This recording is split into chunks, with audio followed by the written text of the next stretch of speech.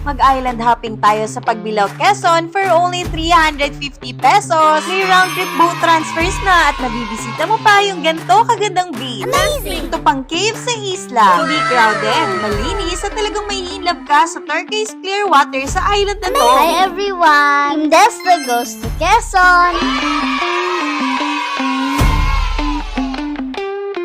For today's video, bumiyahe kami papunta sa Quezon with our college friends. Dahil plano namin ng overnight stay, dito kami sa Shelly's Place magpapalipas na gabi para sa maagang island hopping namin bukas. For as low as 1,000, meron ka ng A-frame fan room accommodation for 2. Aircon naman ay 1,500 pesos at additional na 500 pesos for extra packs. Meron din silang deluxe room na 3,000 per night na may sarili ng bathroom with free toiletries and breakfast ng kasama. May free access na rin sa kanilang pool at free parking pa. Check-in time ay 2 p.m. at ang checkout ay 12 ng tanghali kinabukasan. Kung may event ay kayang-kaya nilang i-cater yan, pwede kang magpabook sa kanila for events, place, and conference room na rin. Pet-friendly ang lugar, beachfront, pwede ka ring magluto dito at pwede ka rin sa kanilang umorder ng pagkain. Friendly ang staff, pati ang may-ari, binigyan pa nga kami ng fresh seafoods and fruits.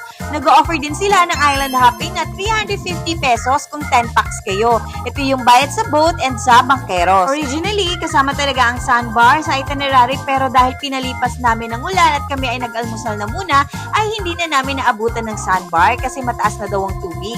Okay lang kasi nasulit naman yung isla na to dahil kami lang ang tao.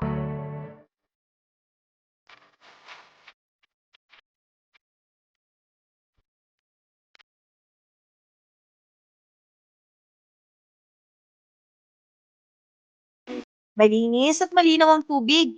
Tino ang buhangin, puro shells at may mga isda rin.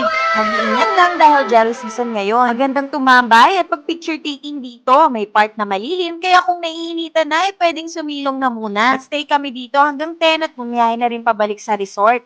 1 oras pa lang ang boat ride, pero hindi naman malakas ang alon, kaya hindi nakakahilo. Nag-enjoy kami, kaya naman kung naghahanap ka ng next beach trip, bisita na sa Shelly's Place at mag-island hopping na kasama ang pamilya o barkada. If you enjoy watching this video, please like and share. Don't forget to follow our social media accounts for travel records. Thanks for watching. Bye!